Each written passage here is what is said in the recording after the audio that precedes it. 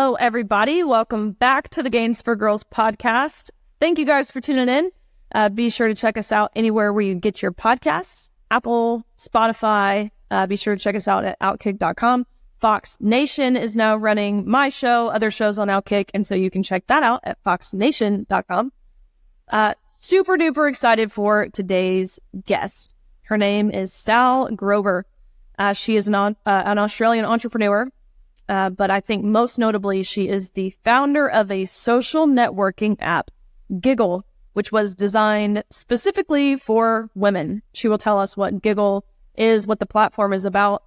But if we're talking about a female-only space, in this case an app, and we're on this podcast, then you can probably assume that the gender ideology cultists have tried to eliminate this protection. And so now Sall Grover is involved in a landmark lawsuit and has become a vocal advocate for women's rights to privacy, to safety, to equal opportunity. And so this has now made her a controversial figure in discussions around the harm of the gender ideology movement, which you and I know is really just a badge of honor that she would, or at least should, wear proudly, which I know that she does. And so check out this interview with Sall Grover. Well, Sall, thank you for joining the Gaines for Girls podcast. We were talking before this. I feel like I have known you. For a long time, since really I got thrusted into this space, you have been a voice that I have admired. I have looked to really on how to use clear language. And so I just respect you a whole lot. And so first, before anything, would you tell us a little bit about what Giggle is and what inspired you to create it? Okay, so also massive fan, so fangirling over here too. So basically, I created an app, a social networking app exclusively for women. It was actually my mum's idea, and it was sort of inspired by basically my previous life. I'd been a screenwriter in Hollywood. I moved to LA from Australia when I was 24. Knew no one, was just like, I'm going to go and write movies. Got into the industry relatively quickly and easily, and then it just turned to hell. I mean, this is pre-Me Too. I mean, it's not better now, but this was definitely pre-Me Too Hollywood. This is like 2009. This was sort of officially in the industry by 2010. Just hell. It was just, sexual assault, sexual harassment, and it was constant, and no one cared. And I hung on for as long as I could. Because I refused to give up. I was just like, no, this is what I want to do, and I can cope with this. I can get beyond this. And then just one day I woke up and I was looking at my ceiling and I was like, I can't. I am in an absolute pit of depression. Moved to New York for a bit to try and keep the dream alive. And in the end, I came back to Australia and I went into therapy just to I just had to recover. I was just such a shell of a person. And when I was in therapy, just sort of getting the tools to be able to deal with it all and move on, it was my therapist that said, you need a strong female support network in your life. And it was this complete light bulb moment. I was like, she's completely and utterly right. And so when I then went and told my mum, and I would just be talking about it because my mum was really sad about stuff that had happened to me too. She said, why don't we create an app for women?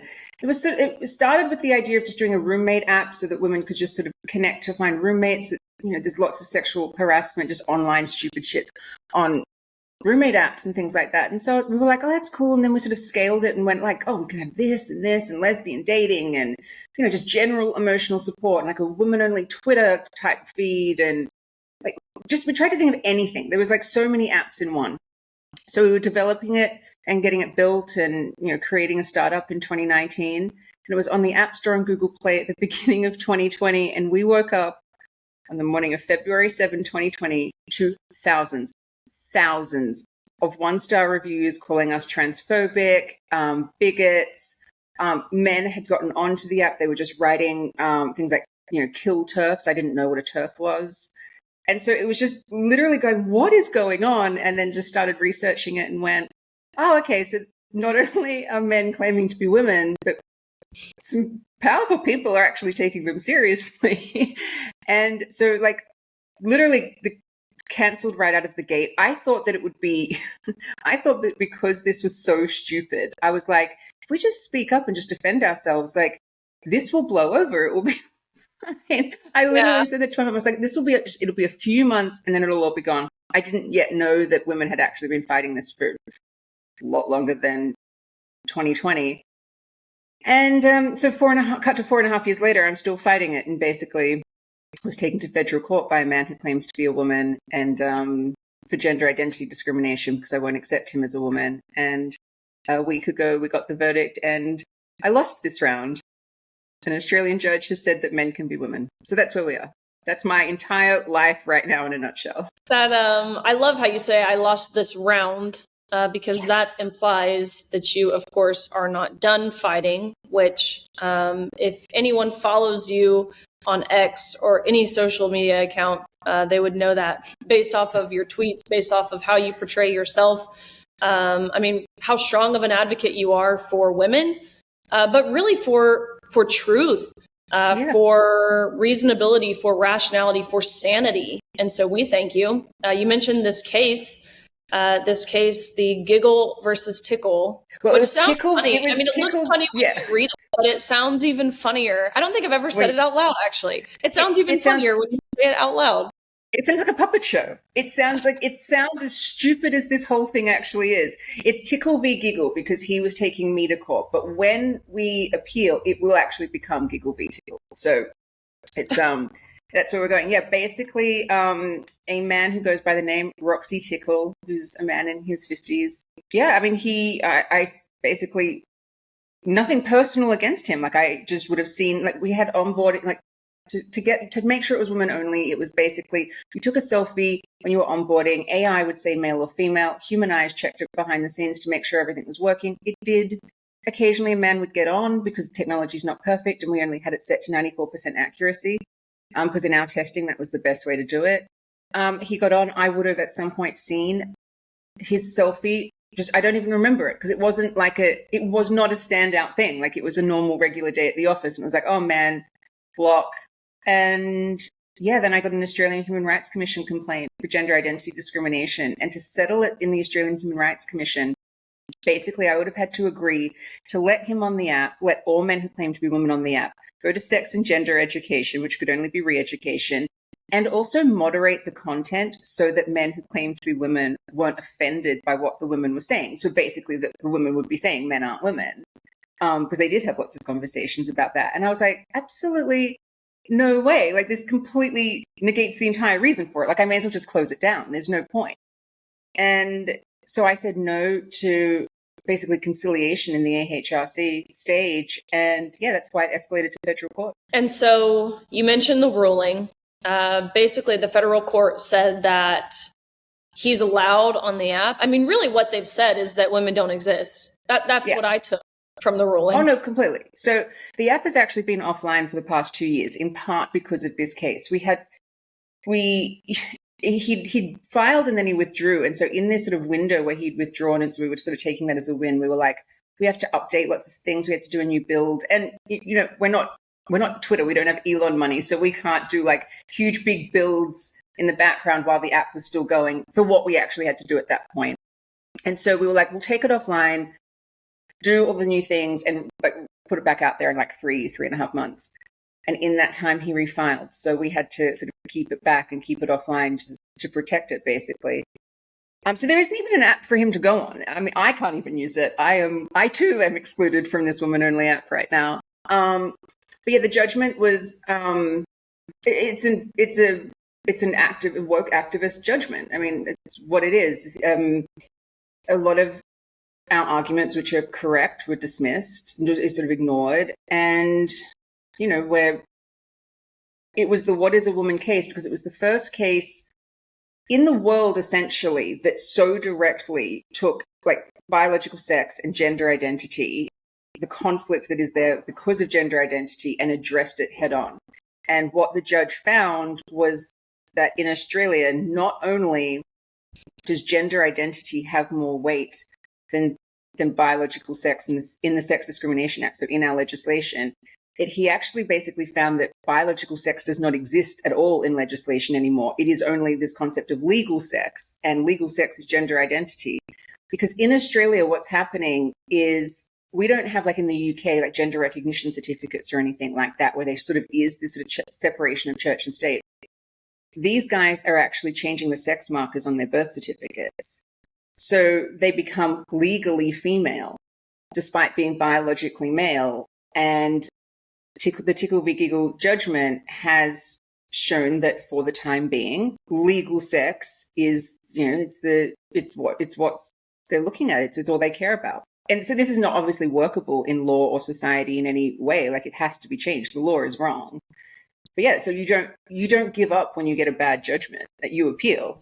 When you know you're right, you appeal. I know I'm right. This guy's not a woman. So off we go. Yeah. So we have to, it'll be like, it's going to be another however long, very much at least a year until we go to.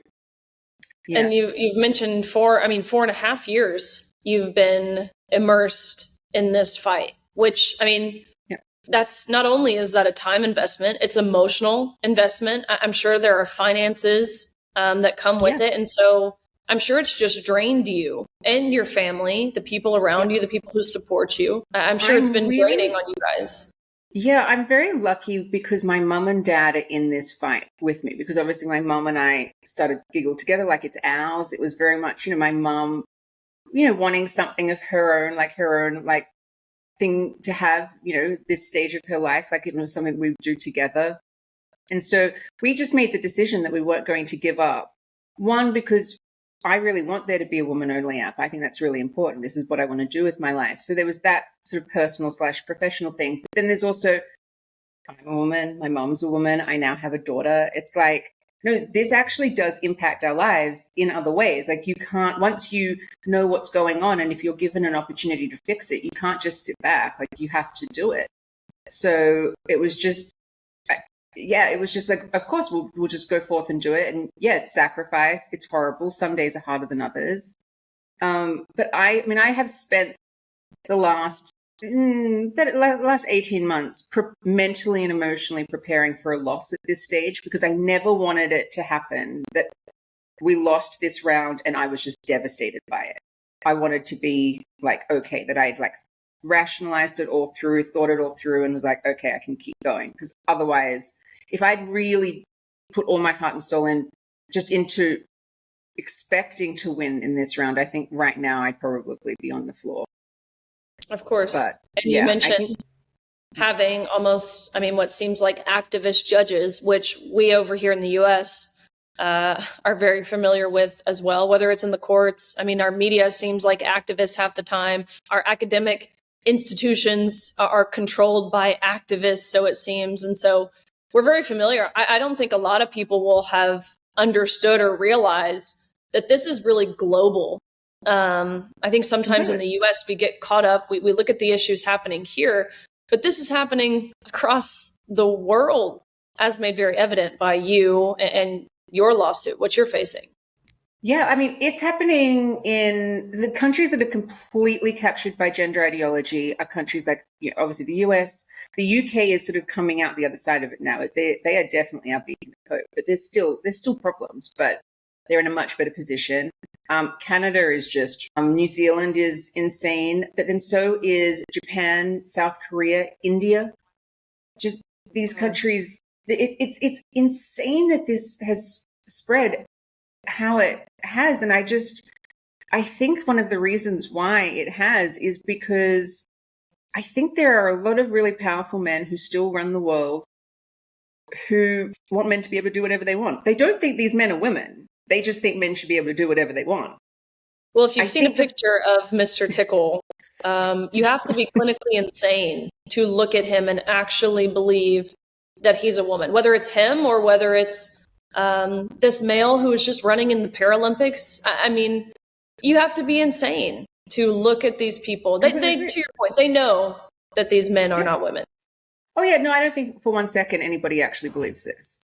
I think in law, like how law works in the sense of like, if you're a lawyer that's arguing that he is a woman or something, doesn't necessarily they believe that he is. It's just lawyers seeing if they can argue the law in their favor. Like that's just how it is. It's like, even rapists get legal representation. It doesn't mean the lawyer agrees with like the rapist or the murderer or something like that. They're just arguing the law, not to compare this person who to that. I'm not saying that, but you know what I mean? It's just, it's just lawyers don't necessarily agree with the premise of the case of what they're doing. It's just they're doing their job. And yeah, I mean, I think if anyone sat just with a lie detector and said, do you think that these men are women? Like they would fail instantly. It was part of the case actually that was so frustrating. The Australian Human Rights Commission always insisted that basically, Tickle had been removed from the app because he didn't look sufficiently cisgender, and I'd be like, no, he's just not female. Like, it's just a fact. What a way to say that. Totally. They would always just they would always say that the app was just for cisgender women, and it's like, no, it's just for females. Like a female who called herself a man or non-binary or cat gender or any of this other nonsense, she was allowed on there. Like, we're not policing people's thoughts, and a woman could go on the app who thinks men are women. Like, and so long as she's just not like harassing people and just, following normal social media like etiquette, it's totally fine. Like, there wasn't any thought police or anything like that. It was just the only prerequisite to use the platform was to be female. And I mean, I had no idea there was a concept of legal sex, because for 99.9% of the human population, your legal sex is just your biological sex. Like, even the concept that there could be something different has been introduced because of gender ideology. Like, everything worked. The law worked before this. Gender ideology being put into law completely changes everything. And so that's why it's so important for people in other countries to be aware of cases like Tickle v. Giggle, because this is the warning of, if you let gender ideology get anywhere close to your legislation, this is what will happen. It doesn't work in law at all. And it's just expensive and time consuming to undo the mess. Of course, especially where privacy, where safety, where equal opportunity are threatened. It is necessary that we define sex. You mentioned spreading awareness and making sure people know about this. And so have you faced any sort of problems with censorship, whether it's the media in Australia or really across the board? Has censorship affected you, the app, in your case? Yeah, completely. So before we launched, when we were just getting ready, like in end of 2019, like our launch plan ready, there was just media in Australia that we were in contact with. And this is like mainstream legacy type media. And they were all like, oh, this is such a brilliant idea. This is fantastic. Like, anything we can do to help, we'll have you on. Yay. And just, we'll promote Giggle. And then literally from the day on February 7, 2020, I was called transphobic. Like, they've never contacted me again. Like, I would just send email after email, and they've never responded again. So it was just that one accusation from some deranged trolls online is all it took. Well, basically just men invading the app, but making it seem like I was the bad one was all it took for everyone to go, oh yeah, she is.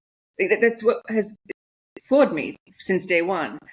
But then when it sort of came to the Tickle v. Giggle case, it was mind-blowing. So it's gotten good coverage, like the verdict, and it's sort of got legs. It's still going, which is good, making people aware of it. But I was crowdfunding to pay for this because it was $500,000 to pay for federal court. Going forward, we need to raise about $800,000. So we're in the starting phases of that now. And, obviously to be able to get support from people and be like, look, I'm not only fighting for my own here, I'm fighting for everybody. Like, this case affects us all. And to get that support, obviously I need attention. And I, in the end, had to get on a plane and go to the UK because literally no one in Australia would speak to me. No one. And I was the beginning of this year, I was feeling like I was going insane. I was like, this is like the biggest, women's rights court case in modern history in Australia, and no one will speak to me about it. And even now, they still do, when they do report on it, they call it a transgender rights case, but it's not. It's not a transgender rights case, because females who call themselves trans were welcome on. So it's not about trans rights. It's sex-based. This is about women's rights because women's rights are sex-based. This is about men wanting to invade female spaces. It's as simple as that.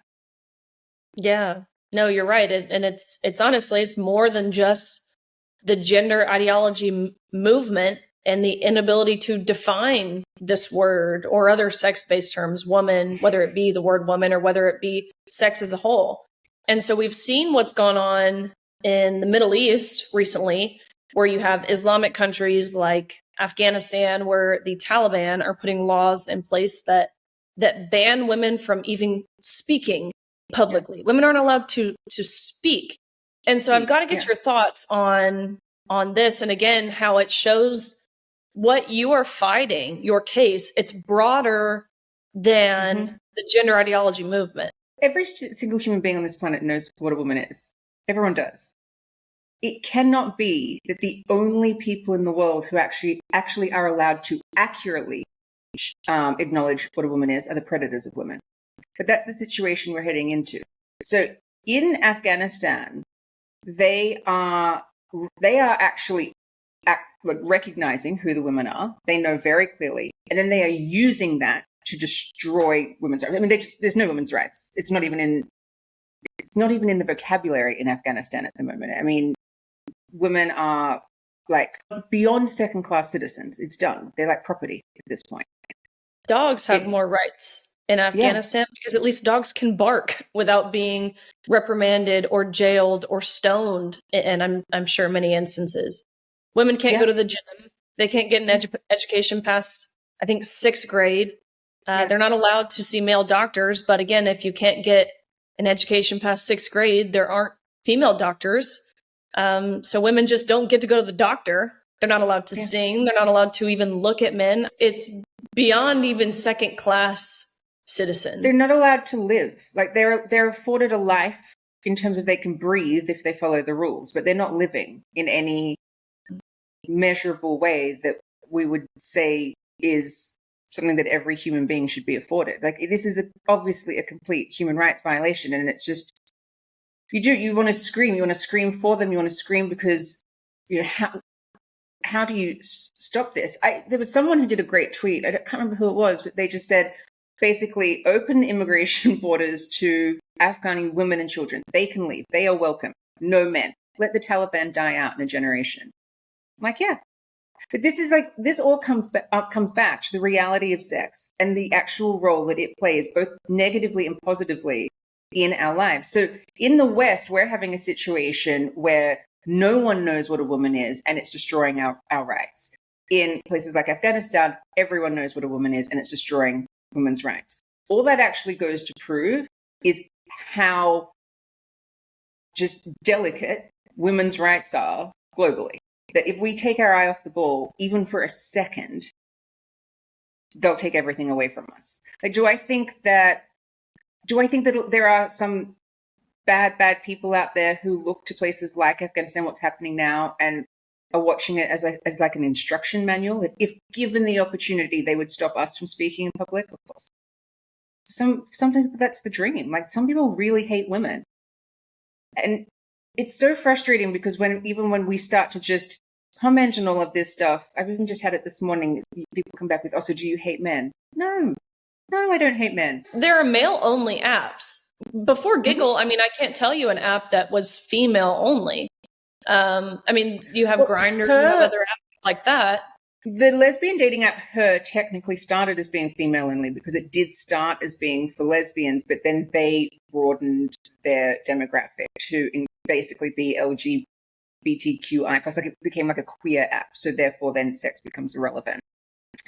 Grindr also started as an app exclusively for gay men, and that was actually kind of weirdly, that was sort of like the model that we were looking at, in the sense of like, when it's for a specific demographic, they are called niche social networking apps. And so we were going like, so you've got Grindr here. This is like literally a sex-based app in the sense that it was just for males. With something like Grindr, for the first 10 years of its existence, it didn't actually need any gatekeeping. Like, women just stayed away from it. It's the difference between things for male and women and the different protections that are necessary. Like, male-only things, a lot of women will just self-exclude from. We don't want to go in. even how that plays out in the real world. Like, you can have a male-only gym quite easily. It just has to be quite industrial, loud music, huge men in there like punching or lifting really heavy weights, and a woman just won't go in. But the moment you create like a woman-only gym, it's like an invitation to a certain type of man to want to go into it, whether he's claiming to be a woman or he's just a predator in general. And so that's why women-only things actually do need protections in law, whereas a lot of male-only things can just exist. Like, well, I know that there's so many men that will be screaming here going like, women took away male-only spaces. No, we made boardrooms in the government unisex, and that was necessary because they reflect society. But if you want male-only spaces for recreation, I will support you. I will help you do it. Like, stay in them for all I care. It's that how they play out in society and law, the difference between male and female spaces, is proof of the difference between male and females, basically. Well, you don't see women trying to enter into men's prisons. You don't see women trying to enter into men's sports or men's bathrooms or fraternities. But of course, the contrary, it's a daily occurrence. And so I think that's a good point. Like, when I first got involved in this, like found out what was going on 4.5 years ago, it was like a bi-monthly occurrence. Like, there'd be at least a story every like 2 weeks or something. It is daily now that we are getting these stories of men in women's sports, men in women's change rooms, bathrooms, just sororities, just destroying everything. But that's the thing with gender ideology. It's so incompatible with like secular, normal society and like a liberal society in the sense that, you know, of the live and let live, because it takes away everything. And it's why I always say, like, obviously I got into this for women's rights and female-only spaces. It's how I was brought into it. But this affects everybody. This is freedom of belief, freedom of speech, freedom of association. And that's literally everybody is affected by it. Because once you are forced to believe that that man is a woman, the state can force you to believe anything. And it's so dangerous.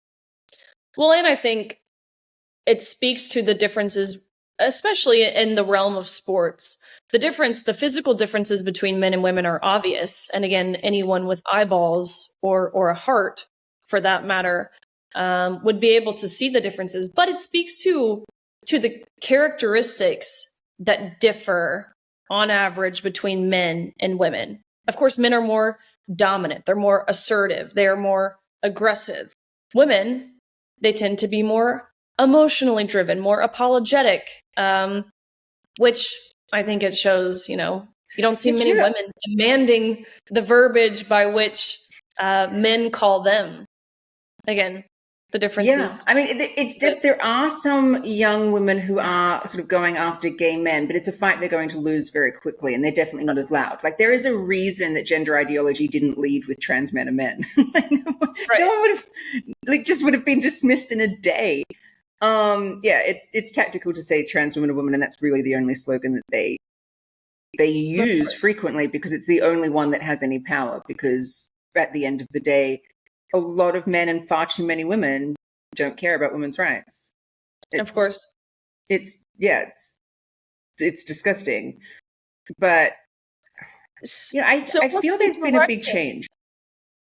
What's the direction that you see women-centric platforms and spaces going? I mean, do you feel like we're on the horizon of this, or do you feel as if it's going to get worse before it gets better?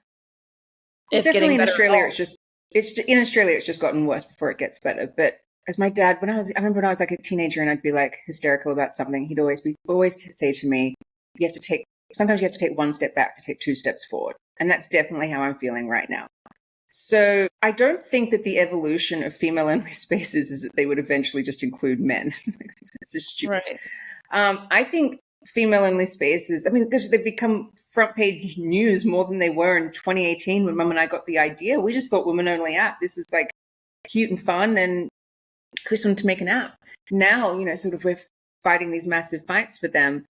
And I think they have become more important both in the real world and in the digital world. We spend so much of our time online, and even already in the infancy of like virtual reality and these like meta type worlds and all of that, like there have been like stories out there of like women's avatars being raped by men, and you're going, what?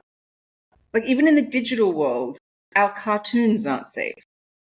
And so I go, well, okay, so even in a virtual reality universe, we'd need female-only spaces to protect women. Like we can't even solve the problem there. Like it seems to be this absolutely disgusting just fault in some human nature to go after women this way. You know, we have to work in a sense with what we've got or what we've already worked out to be the best way to deal with these things. Like, but it's 2024. We're not fighting for female-only spaces and female-only sport on a whim or for something to do. It's because through like millennia of human civilization, we've realized that this is actually the best way to do some things. Like women do need female-only refuges for safety. Men don't need them for safety. For privacy and dignity, yes, and for recreation, that's fine. But that safety thing, that's a huge point that definitely can't be ignored. But I also say to women, we shouldn't have to bring up the worst things that have ever happened to us at the hands of men to justify them, to justify the want of female-only spaces. We want them. Even if you just want a woman-only book club, okay. Like one of the things of like in a female-only app, one of the things that was so great to see was women sharing their opinions on different things, whether it was politics, religion, like astrology, just the general news, like current affairs. Just they shared opinions in a different way to what you do in like a unisex environment. There's no, and the responses are different, like the tone, everything is really, really different. I think it's really, really healthy to have a refuge like that to be able to go to, and then we all coexist in this colorful world together, and you know you just sort of get on with it. But it's nice to have places to go and sort of rebuild yourself, have a refuge, have a break from it all. And yeah, as I say, men can do it too. Of course. You mentioned you're not done fighting, and kind of next steps for you. What does that look like? How can we support you? Whether that's you personally or again, your case, where can we follow you? So the next stage is the appeal. So how it will work we will go to the full bench of the federal court first. And that will happen sometime next year. We won't know the date yet until they assign it to us. We could win that. The reason I always say it will go to the High Court is that I've been told by everybody that's involved in this, that this case, I've always been told this case would end up in the High Court, which is obviously the highest court in Australia. So the equivalent of the Supreme Court. Yeah. But in Australia, the High Court in Australia is an error in law court, and it's where you challenge through the Constitution and legislation. So because the issue that we're dealing with is bad legislation, that's why it has very much the potential to end up in the High Court. Either side's going to take it there. Neither of us are going to sit down. Like when you're dealing with men who claim to be women, it's not like they're going to have a judgment that doesn't go in their favor and they'll be like, oh, okay, well, guess we're not women. Like they're fighting tooth and nail as well as us. So, so the next stage is full bench of the federal court. If we win that round, like it would be great if that was sort of the end of it, and we'd set the precedent then that sex has more weight in law than gender identity, that sex is biological, and that female-only spaces in sport can exist. So basically, women can say no. That's what we're fighting for: women to be able to say no.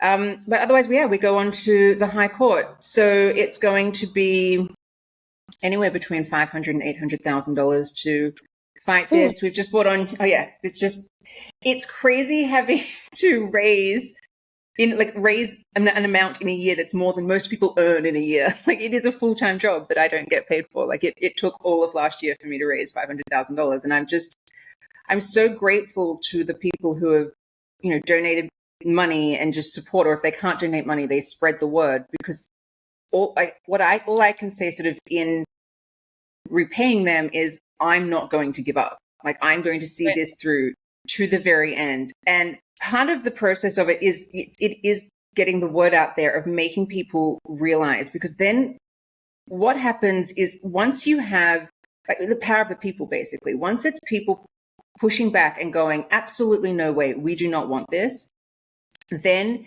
you have basically the political capital to get politicians to go, okay, this is a serious issue, which has happened to an extent in America. It's very much happened in the UK.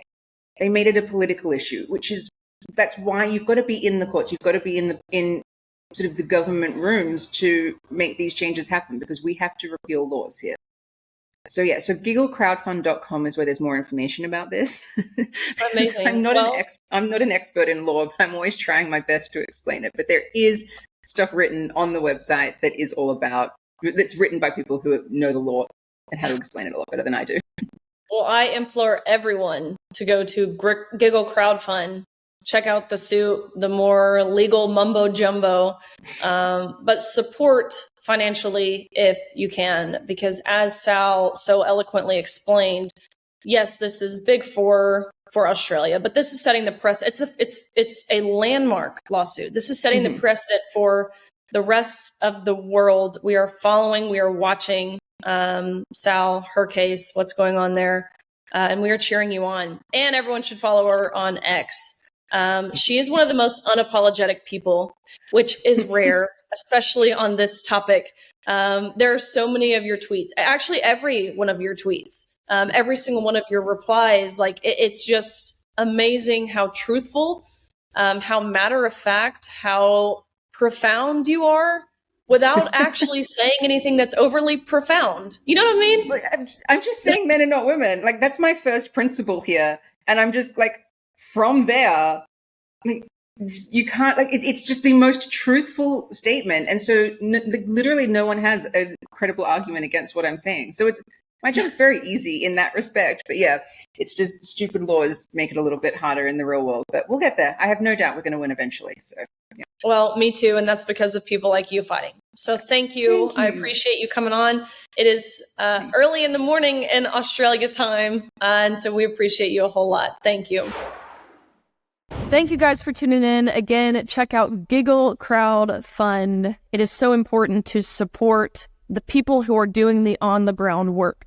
If you can support financially, again, she said this will cost upwards of $500,000, if not more, dollars. If you can support financially, of course, that's a wonderful way to contribute. But if you can't, be sure to share. I mean, share this episode, share it on your Facebook page, share it, send it to your grandma, whoever it is, because it's just as important as financial resources is spreading awareness, letting people know what is happening around the globe, not just here in the US.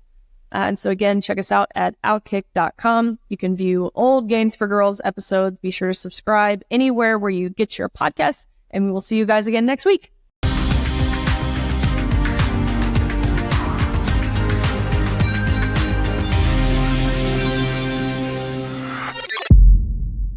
Hey everybody, thank you so much for watching. The fight to save women's sports and restore common sense is far from over, and I continue the conversation every week.